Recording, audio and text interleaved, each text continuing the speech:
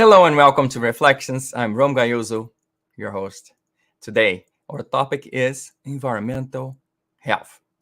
What is it and why should you care? First and foremost, thank you so very much for your being here with me and my guest. I know your time is very important. I am the guy who will make sure it is invested wisely. I've been waiting quite some time to interview Douglas Mulhall. Ever since my first talk with him, I was immediately curious about his work, and the reason why you see him here is precisely because I believe he has a lot to share, and his message will greatly benefit all of us. Remember, if you're watching this show via Futures Television, the home of the future on television, or listening to the show via Radio Futures, the wave of the future on radio, you too can be part of the conversation. Please join us in our YouTube channel, and that is IMCI Magazine, where we continue to chat about the topic of the day. So let's get going. My guest today is Douglas Mulhall, environmental health expert, and together we will explore how the environment affects our heart health. In addition to that, we'll go over some of the latest discoveries and his upcoming book, The Nature of Longevity. Well, without further ado, it's time for us to welcome Douglas Mulhall to the show. How are you doing today, Douglas? I'm great, Rom. Great to see you today. How wonderful to see you, and thank you so much for being here with me and the audience today. It's a pleasure and an honor to have you here.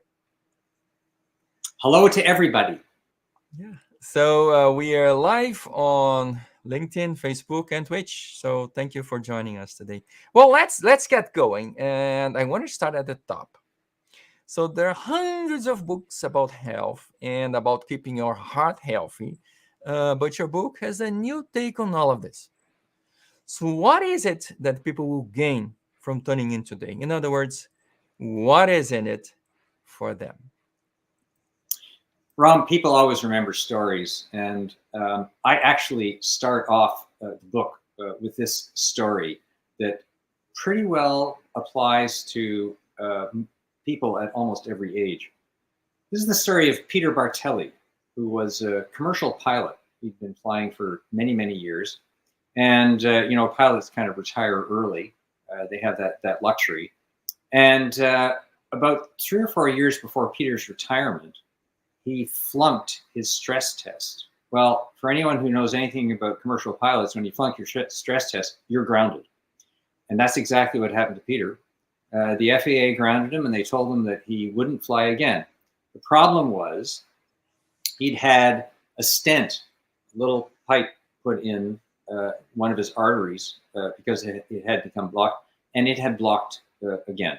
And putting in another stent just simply wasn't going to work because that was too many stents, and the FAA didn't allow that.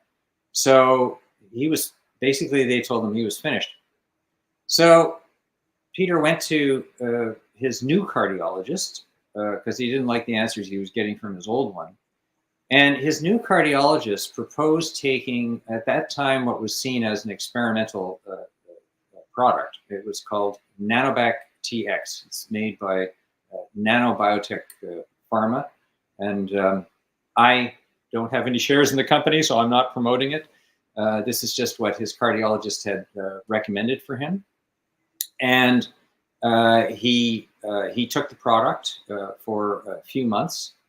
And when he went back and took his stress test, he passed it with flying colors. And the FAA doctors who looked at it thought there must have been a mistake on the previous diagnosis because they couldn't find any blockage. The result of that was that Peter Bartelli flew commercially for another 10 years, and he flew recreationally after that for many, many years. And I talked to Pete just a few weeks ago, and he's still driving his car around the track at Sebring. So, he's still very active. This is a really remarkable story. It just shows that if you're prepared to think outside of the box, you can really get things done. And I want to emphasize here, Ram, just for viewers, I'm not a doctor. This is not medical advice. What I'm doing here is relaying the stories that other physicians and patients have told me. And that's one of the more impressive ones. But Peter Bartelli is by no means alone. There are hundreds of stories like his. How wonderful. So, I always heard that, heart problems, high blood pressure, memory loss, they were like old age related. But in your work, you kind of explained that those start at a very early age. So, how does that happen? And what has the environment to do with all of that?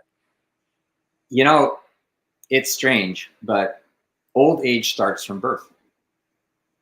Now, what do I mean when I say that? Well, your body has a very strange habit. It's just the way that we're all built. And this habit is known as the inflammatory response or inflammation. Everybody knows about inflammation. It's really good for you in the short run. If you get an infection or you get an injury, of course, it helps you repair the tissue. And so inflammation is really good in that respect. Problem is, if the attacks from the environment continue on you, which regardless of whether they're bad diet or infection or metals, and we'll be talking about that in a moment, this inflammatory response turns on you. Your whole system turns against you. And the result is that you end up with chronic inflammation, which starts all kinds of nasty processes, including hardening of your arteries. Now, when does it start happening? Well, autopsies of very young children, of teenagers, of war veterans who died at a relatively young age, all show fatty streaks in their arteries. So this process is starting right from the get-go. And there's a very simple reason for it. And that is that your environment has things in it which begin attacking you from the day that you're born. Well, I wanted to stay on that topic a little bit. So the subtitle of your book talks about how we can be protected from the environment attacking us. That's kind of weird because most people, especially today, when everybody worries about how we are attacking the environment instead of the other way around. So what is this about, this environmental attack? Well, I've worked on environmental health for many, many years, more years than I would care to say.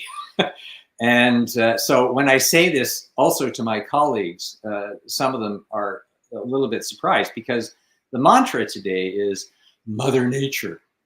Nature's good for us. And oh, aren't we doing bad things to Mother Nature? But actually, if you look at history, it's that, and it's also the reverse. I call it the Dr. Jekyll and Mr. Hyde syndrome. So Mother Nature is not our mother, it's our teacher. Nature can do really good things for us, and we rely on it for our survival, but it can turn around and kill us at the same time. And just to give you one example, it wasn't so long ago, only 100 years ago in some countries, that up to half of all children were dying before the age of 10 due to environmental problems like infections.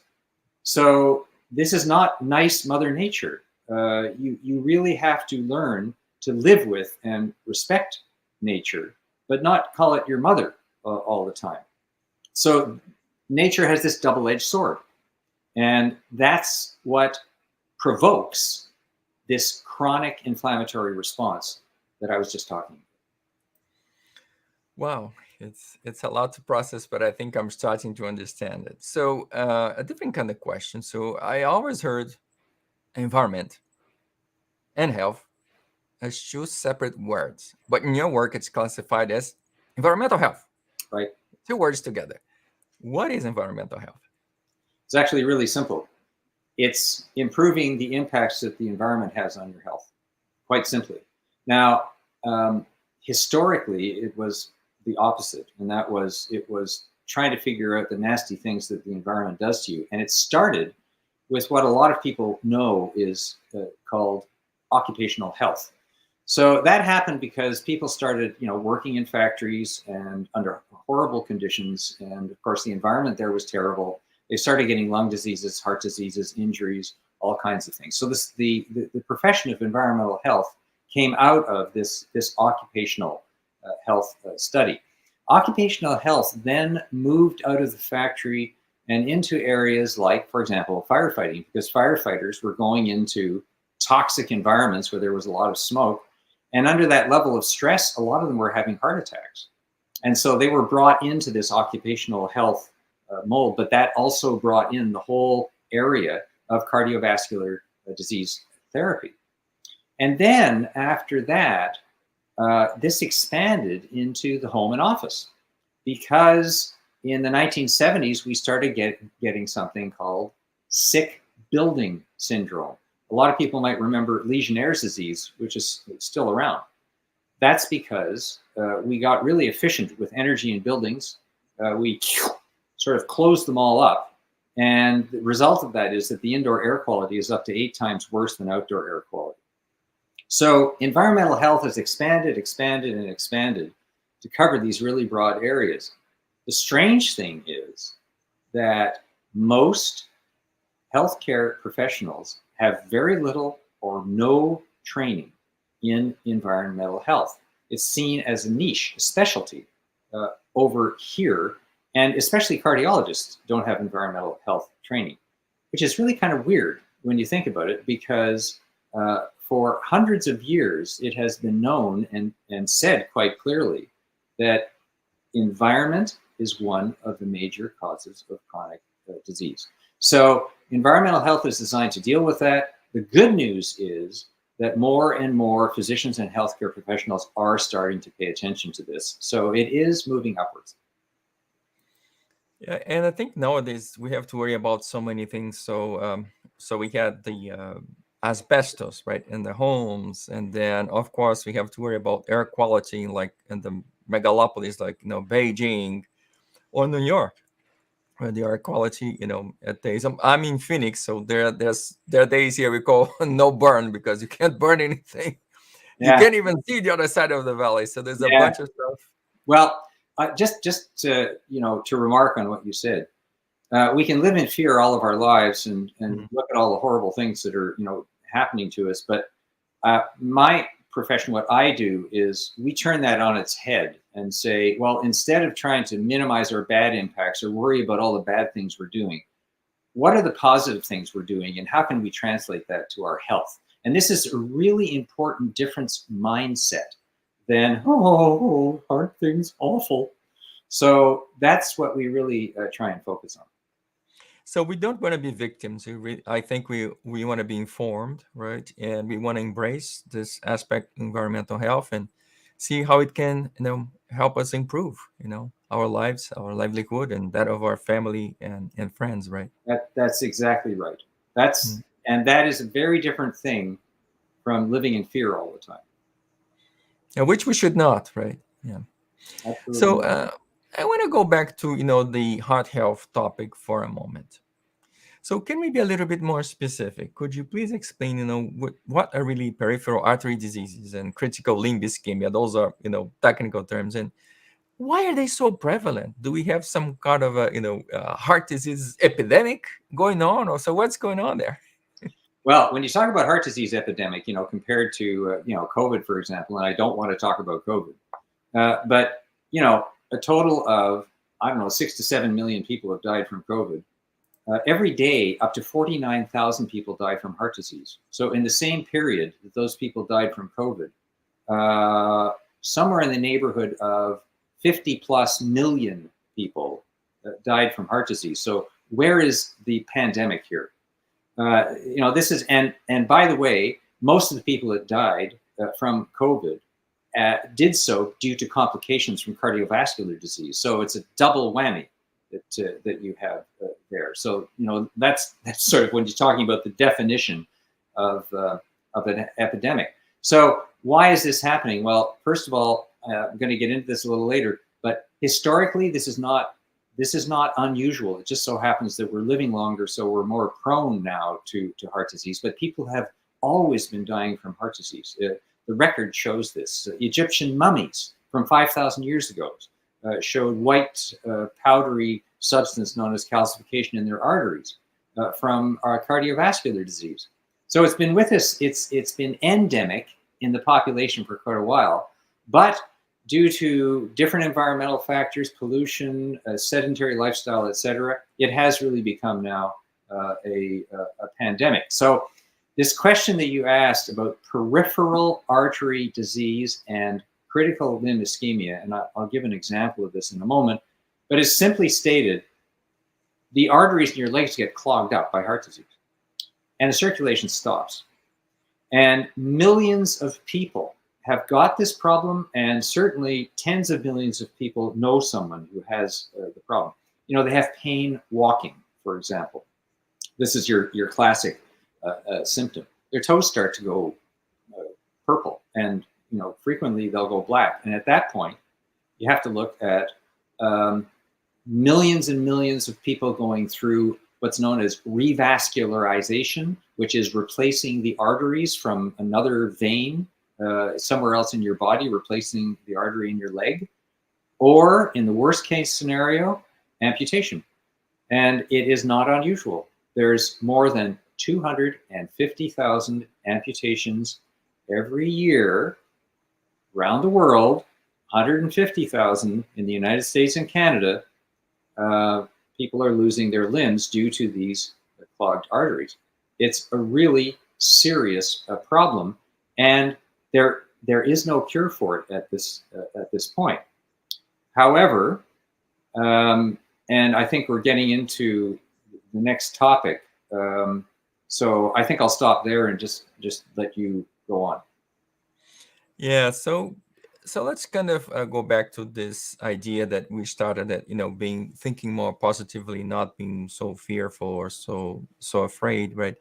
But, at the beginning of the show, we talk a little bit about that. So is there some kind of, therapy or procedure, or what could help us, ameliorate the situation, either, control the damage, minimize the damage, or is it at all possible even to reverse the damage? How do we go about that?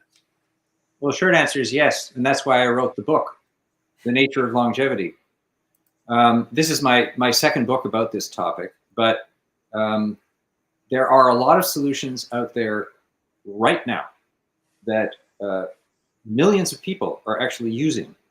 And it's surprising that more people don't know about them. But again, that's why I wrote the book, is to popularize the information about these approaches. And again, I want to emphasize, you want to talk to your doctor before you try any of these. But I'm going to give you a few examples. And first, I'm going to start with another story. So Dr. Gervais Lamas, who is the chairman of cardiovascular medicine at Columbia University and at the Mount Sinai Medical Center in Miami, has a lot of these patients who have this so-called peripheral artery disease. And he had a number of patients who were facing amputation within 2 weeks. They were scheduled for amputation. Dr. Lamas had performed earlier a $30 million clinical trial with the National Institutes of Health. This was the gold standards of clinical trials. It was so-called double-blinded. The doctors didn't see the results until the end, randomized all over the place. So this is really the gold standard.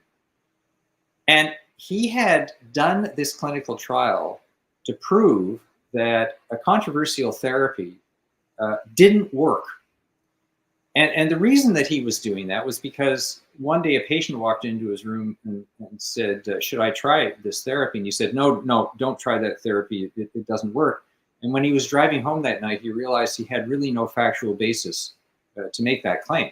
So he approached the NIH, and after some years performed this, and this was called the Trial to Assess Chelation Therapy. So fast forward 10 years, because the whole process took 10 years. And much to his surprise and the shock of the cardiovascular community, this reduced the incidence of secondary heart attacks or other negative events in patients by 40%, especially in diabetics. So here you had a guy who was trying to prove it didn't work, and he proved exactly the opposite. Now, fast forward, he's got these peripheral artery disease patients facing amputation, and he says, okay, well, we've done this clinical trial with the National Institutes of Health, pretty well proven that it's safe and that it works, so let's try it with them.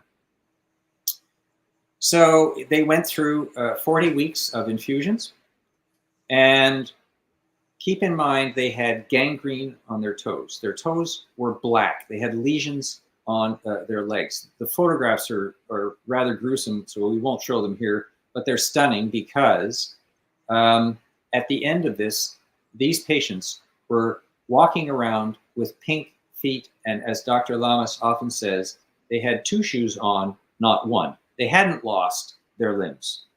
And this was an incredible result, this observational study. So the short answer to your question is that is a beautiful example of therapies that are available today. Now, if I cycle around back to this product, Nanobac TX, it is a combination of nutraceuticals and a chemical that is similar to the one that Dr. Lamas used, but the difference is that it's oral. So you can take it as a tablet. You basically take 8 tablets a night before you go to bed, and that's it. You're done. So the advantage of this is you don't have to go to the doctor's office, once a week for 3 hours of injections. And so patient convenience and patient compliance are really a big deal in this because, a lot of people can't go to the doctor's office for 3 hours a day for 40 hours a week. With this product, you avoid all of that. Now, there have been a lot of anecdotal results as well as observational studies published of this product showing that it has been effective in reducing the calcification scores, which is one measure of a risk of heart disease, and also in other illnesses, like, for example, prostate, hardening of the prostate and prostate stones. There has been an observational study by Dr. Daniel Shashkas at Cleveland Clinic showing that when no other therapy worked, this therapy did. These prostate patients had a marked improvement in their symptoms, and the stones went away.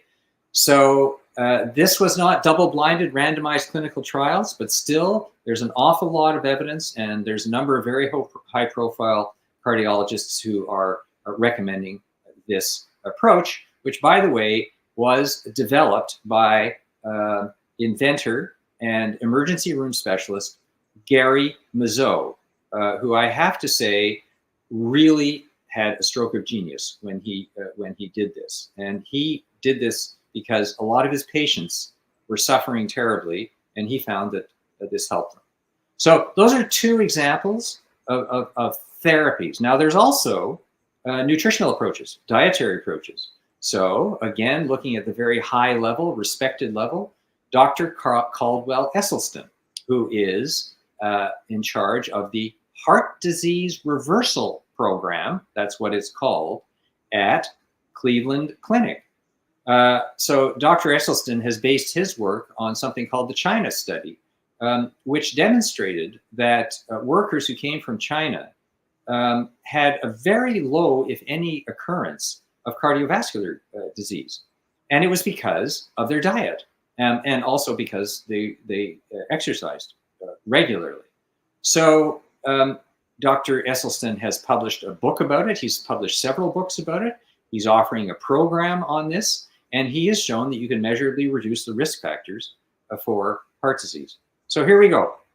Okay, 3 concrete examples of what's available right now. And I want to emphasize this ain't just for old people, okay? This is something that you need to pay attention to in your 20s and 30s. So I've gone on a bit about this, and I apologize for that, but I want to emphasize that there are those therapies out there, and there are other therapies coming down the pipe that we'll get to in a moment. Wonderful. So we're getting a few questions. I will pick at least one. We're gonna go back to this idea of heart disease being of old age, where you're explaining actually, and it's not. It starts at a very early age, really. So we say, hi Mary, hi. Heart problems used to be a problem of old age. I was astonished to see that that is not true. So how can we deal with the damage caused by, say, ischemia Sure. or any other damage per se? Yeah. Other people are asking about damage caused.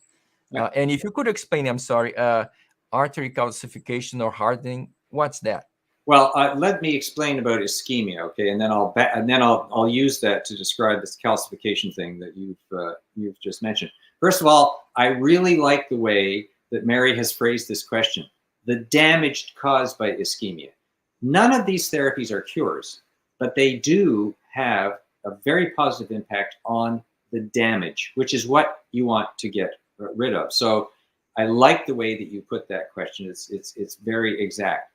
Now, just to reiterate, ischemia is the blocking of your arteries. So critical limb ischemia is ischemia of the limbs and this blockage.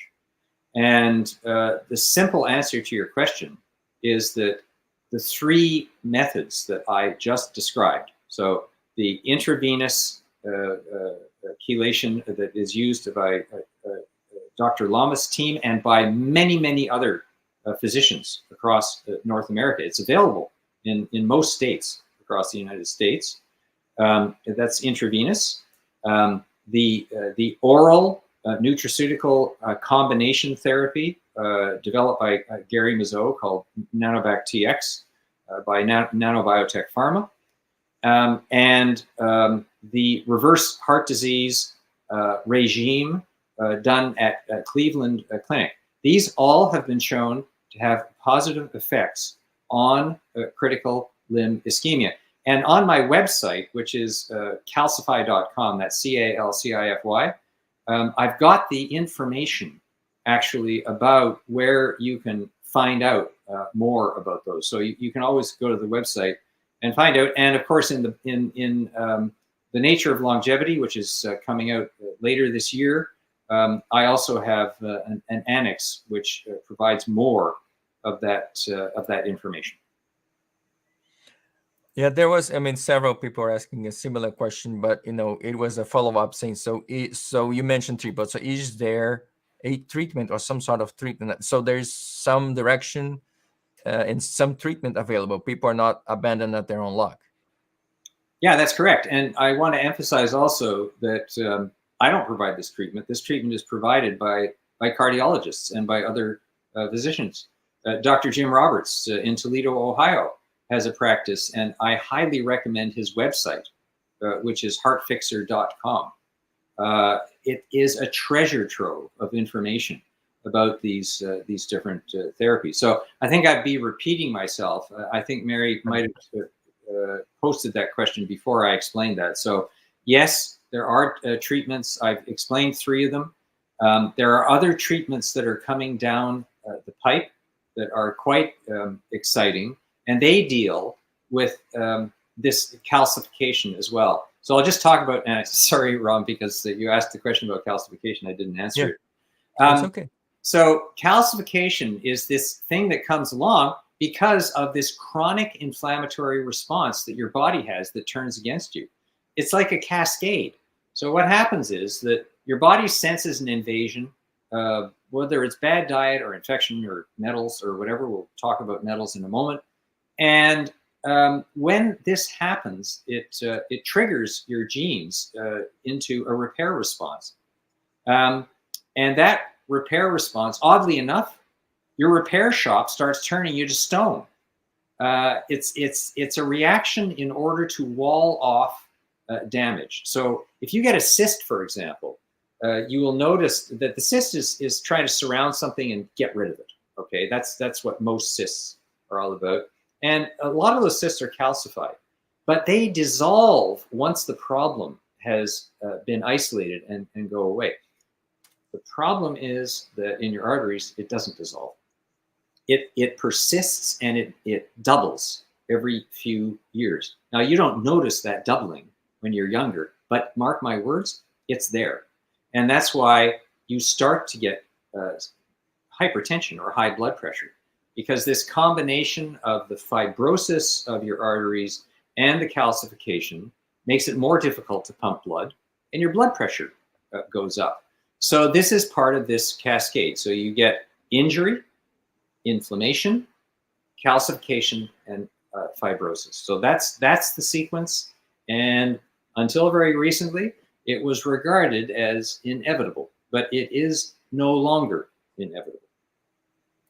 So that was a series of other questions related to that. So in essence, you're saying there is treatment, but they're asking, is the treatment available to everybody? And very specifically, I think we are saying things that so Mount Sinai or, here, US and Canada centric, but people in Europe are asking, is this available to them as well?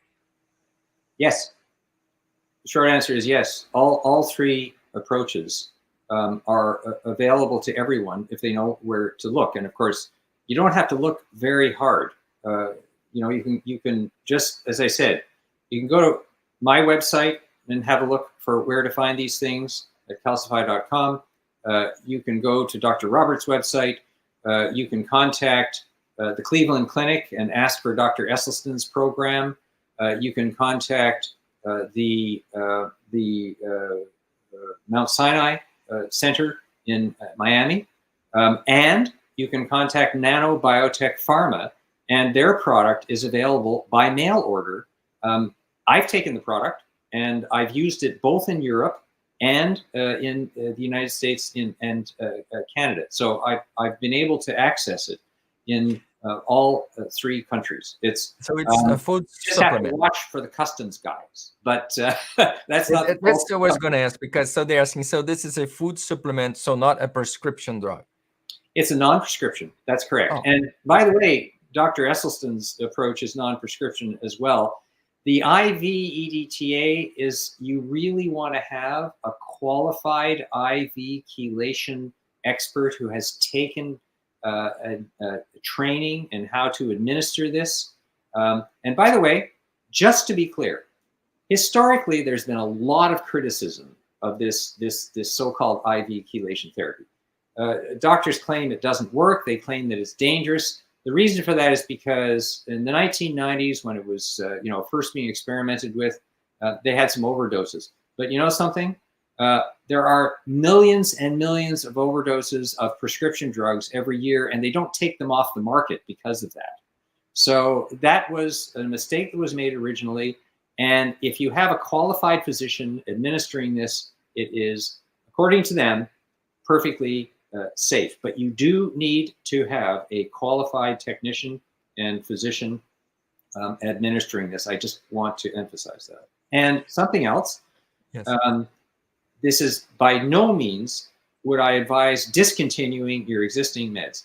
These therapies have all been used with current cardiovascular meds. And as far as I know, what has been reported to me by these physicians, there have been no ill side effects, no negative crossover between these two. But again, every individual is different. And so you just need to ask your doctor. So what is IVDTA? Okay. Well, EDTA is, oddly enough, it's a food additive. It's used in the thousands of tons every year. So that's how dangerous it is. But of course, and so we're consuming it all the time in foodstuffs. It's used as a food preservative.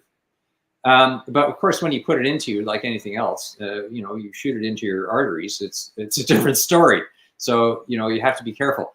EDTA is a distant relative of vinegar. And it's really based on nature because there's a lot of natural chelators, things that remove toxins and metals from your blood and from your tissue. The problem is they're not concentrated enough. So when this stuff builds up in you, you need a more concentrated form in order to get at it. And that is why EDTA was invented, many, many years ago, decades ago. And I won't even try and pronounce the long chemical name of it. People don't, you can look it up. People don't really need to know it for the purposes of this program. So this is known to grab. Chelate means to grab. So it grabs a metal molecule. And by the way, calcium is a metal. Most people don't know that. It grabs the metal, it pulls it out, it goes into your bloodstream, and it's excreted through the kidneys. That's how the process works. So follow-up question. So you mentioned calcification. You're talking about the heart, but they're saying, well, so this calcification seems to be a big problem. So it's not only happening in the heart, it's happening in other organs, and we should pay attention to that. Again, in the book, there's a big, long appendix describing all the illnesses where calcification is found. Sometimes calcification comes along after a disease starts, but in cardiovascular disease, contrary to common wisdom, it starts very early. And these are nanometer size. We're talking about 1,000th the width of a human hair. These calcified crystals are very dangerous. They are the things that destabilize plaque.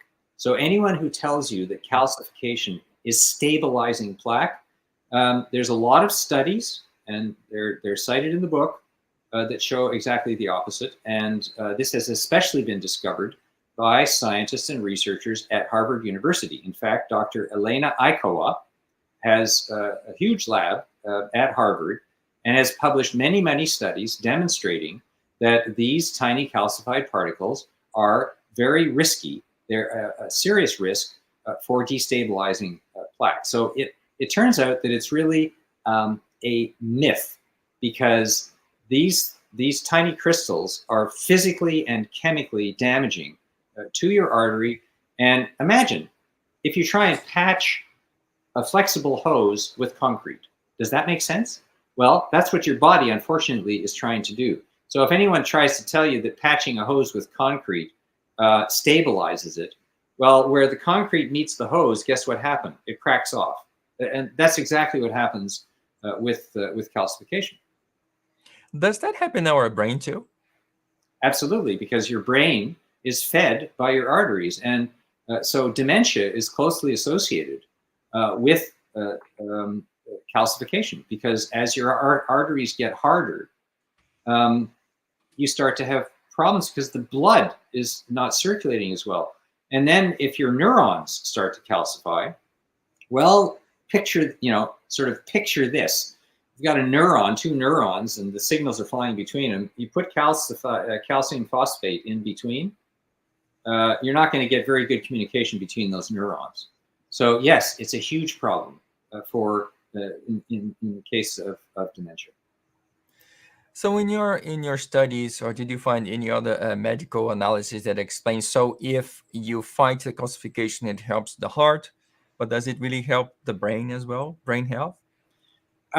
There have not been a lot of studies on, I want to emphasize here, the reversal of calcification in cardiovascular disease is, on one hand, known, but on the other hand, as far as double-blinded clinical trials are concerned, is very new. So there's not a lot of double randomized, blinded clinical studies that address this topic yet. There's one new drug called SNF472, that's just a code name, by a company called Sanofi that was just bought by a big pharmaceuticals company. It's a natural fertilizer, basically. And it has been shown to slow the development of this calcification. This is going to be the first anti-calcification drug on the market. It's gone through phase 2 clinical trials. It was invented by a group headed up by Juan Perello in Spain, actually in the Balearic Islands in Spain. And this is going to be the first one going into the clinic. And there you have these double randomized clinical trials that show the prevention or slowing of the calcification. So, it's a very new territory, and we don't want to focus too much on calcification only. because it's all about your general heart health as well. So these approaches that I was discussing don't simply target calcification. I mean, Dr. Lamas, his group didn't focus on calcification at all. They focused on something else, and I think we'll get to that.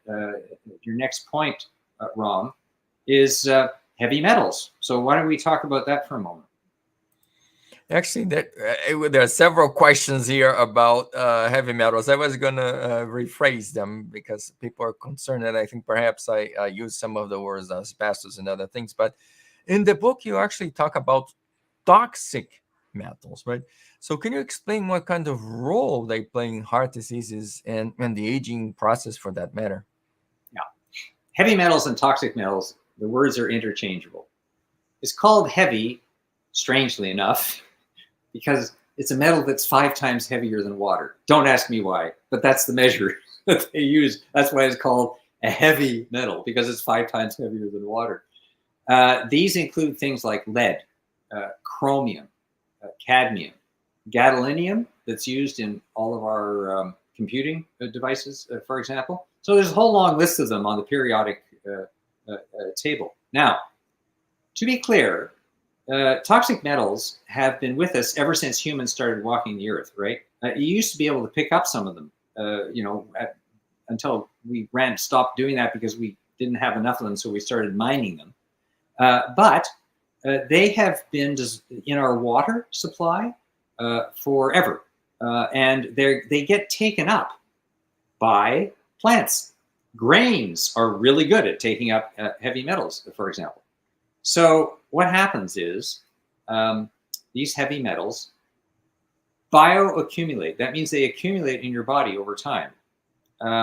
They go into your tissue, they'll go into your arteries, they'll go into your organs, and they will build up. Now, the body does have some means to get rid of them, but it doesn't seem to succeed very well. And so they still keep building up. And in today's society, where we have so many more metals in the environment from all of the industrial emissions, so many of our products contain these metals. Surprisingly, even though lead was banned in gasoline many, many years ago, we're still, carrying around that legacy.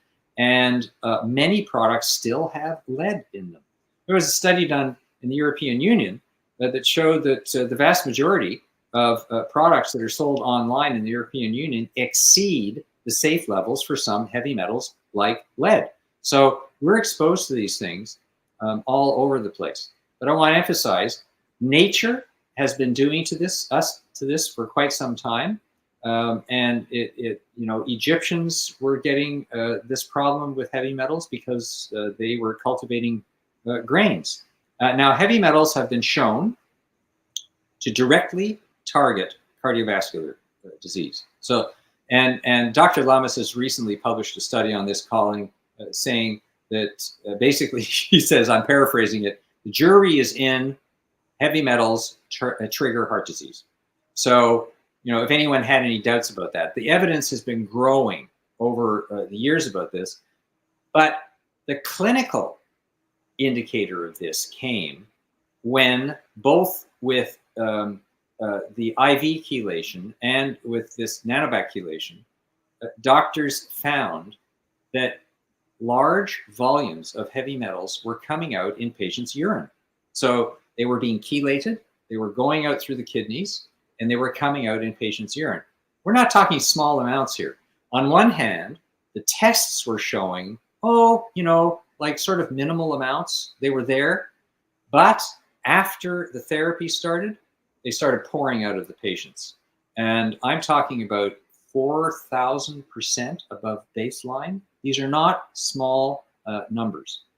Now, a lot of people will still say, well, that doesn't prove anything. Well, if you talk to Dr. Lamas's team, on this side, the heavy metals started coming out, and on this side, parallelly, the patients started getting better. So yes, is there a cause and effect? Oh, and by the way, there's a whole bunch of studies that show that heavy metals trigger heart disease. So you can figure that one out, And so this is what we have today. So, that's basically good news. It's not bad news because it shows that, we're actually able to deal with this problem. So you're saying when they did the blood exams, there was a little bit of metals, but then a boatload of metals came out. So where were they hiding? Well, that's another trick, because with both metals and other types of environmental attacks like infections that we've been talking about, there's a problem. Standard diagnostic tests don't show it. They're not designed to show it. And you don't find what you're not looking for. So, that's what's been going on. This stuff is in your tissue. So if you take a blood test or a urine test, the stuff that's coming out of your tissue is only going to show marginally. So they take the test as an indicator, but you've got to be you've got to look at the results very carefully. Now, some physicians do what's known as a challenge test or a provocation test. It's controversial too. Some people say it doesn't matter, but the fact is that you take this for about an hour, and then you do a urine test, and you'll know what type of metals are coming out of you. Again, ask a qualified physician who's qualified to do this type of thing. But so yes, you're right. It shows up minimally in standard diagnostics, but in other types of tests where they know to look for it, then they find it, because it's coming out of your tissue, not just your blood or someplace else in your body. So the audience is commenting and reminding us, very recently there was a study done in the UK, and they talked about Elizabeth I. She used to wear that white stuff on her face that was actually heavy metals, and it made her terribly sick, actually, because she was wearing heavy metals. That is heavy metal poisoning. That is a different level. The trick here is that these levels are very low. And so most therapies are directed towards the high levels of toxic lead poisoning, cadmium poisoning, etc. But most of us have got these much lower levels that are regarded as safe. In most tests, they'll say, yeah, they're there, but they're within acceptable limits. Well, that is changing. There's an understanding coming up now that is not okay, and that you should start addressing this in your 20s and in your 30s, not in your 50s, 60s, and 70s, when you have to go through a whole lot more trouble to get rid of it. And Ron, before I forget, I just want to emphasize there's other stuff coming down the pipe. It is really exciting, and there's one in particular that I want to mention. It's developed by scientists at Clemson University, and it focuses on the damaged elastic in your arteries. And they have been able to become very effective at removing this calcification by targeting this damaged elastic in your arteries. And in the next show, we'll talk a lot more about that. But that was developed by Professor Naren Vivahari and Dr. Charles Rice at Clemson University. And there's a company called Elastrin Therapeutics. I'm a co-founder of the company, to be transparent about it. That is doing some really exciting stuff in this space. But that's the future. And we'll be talking about that in the next show. But again, just to be clear, the blood exams just show a little sample of what is in there. But when you start to dig deeper, then you see those massive amounts of metals that are hiding in the tissue. So that's kind of where things really are. That's where the build-up's really taking place, right? Yeah, like they say, test, don't guess. And there are a lot of times when your normal blood tests are done, when my tests are done, I ask for metals, and they're all there. And you can see it says within acceptable limits. But I think it's time to rethink that. When you see the levels of metals coming out of these critical limb ischemia patients, and the patients getting better, that's the point. It's the first time that we've really seen this. The same thing happened with Nanovac TX. There are Jim Roberts has on his website, not just with Nanovac TX, but also with other products that are also chelators. And he has the numbers on his website. Joel Kahn has got some of those numbers as well. He's probably America's best known plant-based cardiologist. So this isn't limited to a bunch of way out people who are on the fringe. These are mainstream integrative cardiologists. So I wanted to kind of go back and talk a little bit about inflammation and infection. So I wanted to kind of dig a little bit deeper. We all heard about infections and really we don't want to talk about it anymore because of the COVID, the monkeypox, whatever. But in the book, you kind of look at infection in a different kind of way, right? And you say it helps us slow down the aging process. How does that work? Okay, let's start from the top. It's not any one infection. It's something called the total pathogen load or total stress load. Total pathogen load is the total number of low-grade infections that are going on in your body, and a lot of it you don't even feel. You don't even know about. There might be some inflammatory indicators that show up, in a blood test, and they can't quite figure out what it is, so they test for this and they test for that. But it's really the combination of all of these low-grade infections. And I just want to give you one example of why infection is so important in triggering chronic disease. So everyone's heard about stomach ulcers. Well, and everyone's heard that, through combination drugs, they can now be cured. Well, in the 1980s, it was regarded as a stress-related disease. Stress was causing stomach ulcers. Well, it turns out that wasn't quite right. A couple of physicians discovered that in all of their patients, there was an infectious bacteria in the lining of their stomachs, and that bacterium was called Helicobacter pylori, or H. pylori for short. And when they treated their patients for H. pylori with antibiotics, the patients got better. And through this, they were able to prove that Helicobacter pylori was the main cause of these stomach ulcers. Now, what do you think happened when they published this information? You could hear a pin drop. There was no response from the standard medical care community. Some people call them quacks. Dr. Marshall, Barry Marshall, who was one of the physicians, was attacked viciously by the community. Strangely enough, 20 years later, he was awarded the Nobel Prize for the discovery and the treatment of the cause of stomach ulcers. So here you have a situation where infection was identified as a cause of a chronic condition. The doctors were ridiculed for it, but turns out in the end, yes, it was true. Now, what was really interesting was, about 10 years later, it was discovered that H. pylori also plays a role in triggering heart disease. And this is one of many infections that has been identified as playing a role. Any individual infection, there's never been a burning bush or a smoking gun that shows this infection causes heart disease. It's more a group of infections, this total pathogen load. And for that, you've got to test for them. Well, if you're not testing for them and you're not looking for them, you're not going to find them. So most standard diagnostics simply don't find this stuff. You've really got to focus on looking for them. This also applies to illnesses like Alzheimer's, for example. You've seen the recent scandal that Alzheimer's, this so-called cause of this plaque, was misrepresented, it looks like. The jury's still out on it. But the focus on getting rid of that plaque has resulted in billions and billions of dollars of expenditures on clinical trials and drugs that didn't work.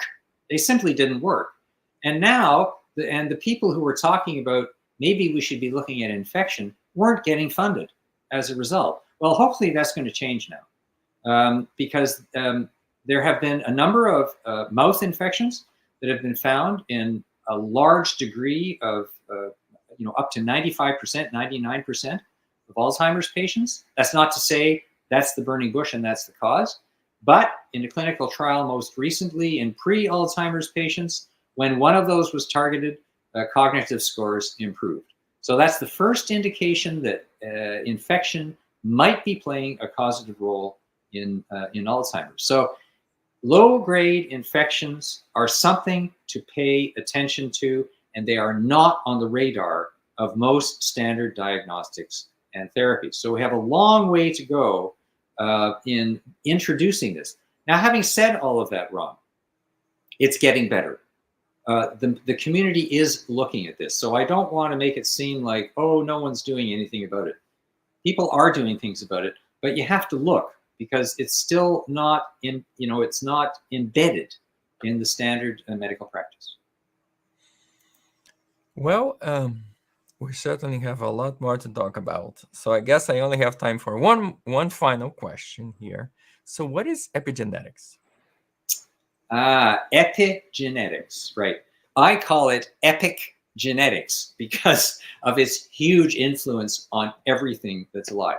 So everyone's heard of genetics. So genetics is, the study of your genes and of your DNA. And genetic therapies, which is known as gene splicing. Some people have heard of this thing called CRISPR, where they're snipping pieces off of genes. So this is called gene editing. Well, the problem with gene editing is it's like a box of chocolates. You can never tell what you're going to get. And so when you push in here, something pushes out over there. So, and it's a permanent change, in a lot of cases. Now, epigenetics is something different. Epigenetics is changing the way that genes behave without changing the genes themselves. It's the on-off switch for your genes.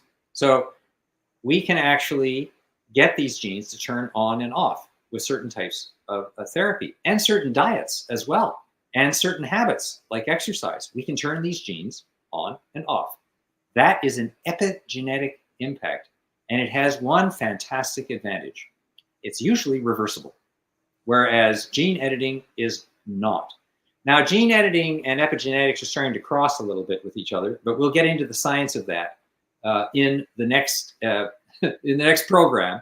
So that's epigenetics. It's really exciting. It's one of the fastest growing sciences in medicine. And there are a number of epigenetic therapies that are already entering clinical trials. So it's a very, very exciting area. It's the nature of longevity. Wonderful. Well, I saw just bits and pieces, but when can we read The Nature of Longevity? When is the book coming out? Well, first of all, you can go to the website right now and get a great introduction. I've actually put some of the introduction onto the website, and people can read that. And if you click on the pop-up, just let me know, and I'll make sure that you know when the book comes out. It's scheduled for late this year, possibly early next year. We've got it in the pre-publication readers phase right now. We're getting a lot of positive feedback on it. But you want to get it right before you get it out there. And that's what we're in the process of doing right now. But don't let that stop you. It's going to be available everywhere. It'll be on Amazon, and it'll be in electronic copy and available on demand in soft and hardcover. But if you want to get a flavor for it, go to the website at calcify.com, calcify.com. And the name of the site is The Nature of Longevity, and it's also natureoflongevity.com, but that's a bit long, so I shortened it to calcify.com. Wonderful. Well, we've talked a lot about this topic today. So many exciting topics and stuff that your book covers, right? So in our next show, we'll be talking more about how the science of all of this works in plain words. So we'll be Rob, talking about just before I go any further, thank you for doing this. Thank you for having the foresight to do it. You're a hero, and I really appreciate you taking the focus onto this. Well, thank you so much, because when we started talking about, and we had the private conversation, I said, oh my gosh, there's so much stuff that I have to learn, right? And then I thought about not just me. I mean, that's the reason why I do those programs, is what about the other people? Well, we didn't hear about, we always thought this was an old age problem. Old people got this, and you say, no, that's not true. We didn't think about early. Old age starts early. I love that. Old age starts early. But to emphasize, always ask your doctor. So inform yourself. The steps are inform yourself, ask your doctor, then act based on that. So don't take it for, I'm not a doctor. You have to be aware of that. But this is the information that has been provided to me by these experts. Wonderful. We had such a wonderful conversation today. Thank you so much for your time today. And folks, we're really just scratching the surface here. We can certainly continue this conversation, but I'm afraid this is really all the time we have for today. Again, please visit www.natureoflongevity.com or calcify.com for more information on environmental health. So just before we go, again, thank you so very much. I wanted to say a few words about upcoming shows. We're going to have Jerome Glenn talking about the state of the future. We'll continue on the issues of technology, metaverse, and sustainability, and many interesting events coming up from the Institute of Competitive Intelligence in Frankfurt, and of course, Frost and Sullivan. Again, I wanted to thank you so very much for your time today, for being here with me in Douglas. I hope we will continue this conversation in our YouTube channel. Feel free to reach out to me, the host, via any one of the channels: Facebook, Twitter, YouTube, Twitch. I will be there, and I know where Douglas is, so I will get a hold of him and I'll ask him the questions. So again, thank you so much, and I'm going to leave you with our institutional message. See you next time.